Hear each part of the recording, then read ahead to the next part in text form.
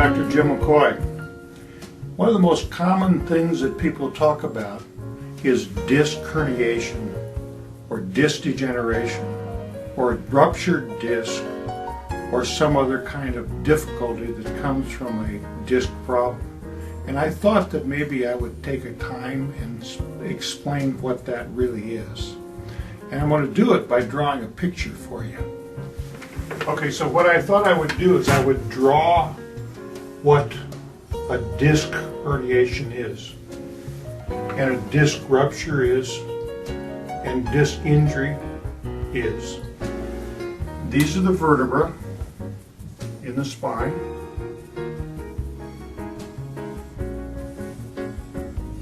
And between each vertebra, there's a pad.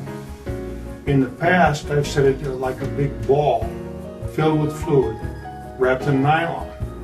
What I didn't say is that this fluid moves around the disc like a jelly-filled donut. Not moves through the disc material, but it is like a jelly-filled donut. It's a hydraulic shock absorber.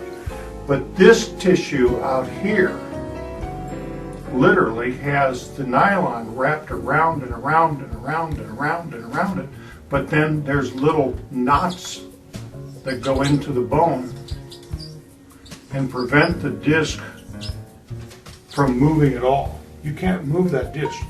The idea of a slip disc is a misnomer. You can't do it.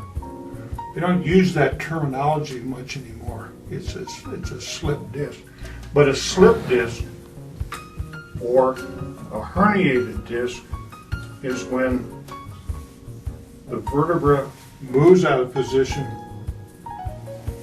and causes the weight of the body to balloon the disc to the side, and then this jelly migrates to the side.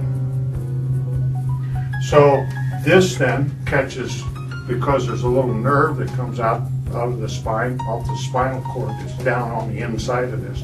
It comes out and hits the spinal cord.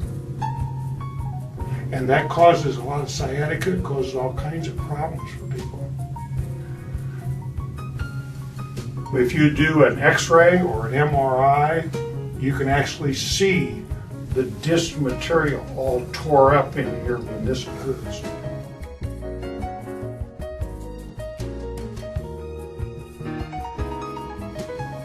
If Mayo Clinic says that it comes from aging, why does it do that? What causes it to age that way? Why does one disc be normal and one is degenerated and worn out, worn down, bulged to the side? Why does that happen? Some people will even think that they have a normal spine with normal disc, and they picked up a 50-gallon drum of oil and they herniated the disc, or they fell and they herniated the disc. And you can't do that. All this tissue is so welded into the bone by little, like nylon with the knots, as I mentioned. Nylon cord with knots. It's welded in. It's not going to slip. You can bulge it, but you can't slip it. If you bulge the disc like this,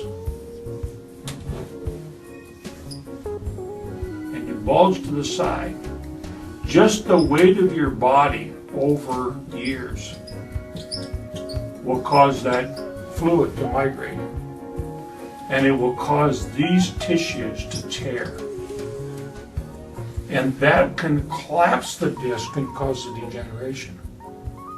But that's how it comes. It takes years for this to happen. It's not a sudden thing. You can take a normal person with a normal disc and a normal spine and literally drop them off the side of the building. I'm being a little facetious here. Have them land on their rear end, compressing the spine, and it will not herniate normal disc. It'll fracture the bone, but it won't herniate from the disc. It doesn't occur by one injury. It occurs by many injuries. We always look for the big heavy blow, the big hammer that causes the injury. But instead, it's a little tack hammer, peck, peck, peck, pecking away. Our own body weight, let alone all the activities of bending and twisting and acting, being active, wanting our bodies to operate normally, that actually causes the migration of the fluid and causing a herniation. It's very important because you're not a victim of it. You're a victim of inattention. Most herniations, most disc problems, most of these issues are because of neglect.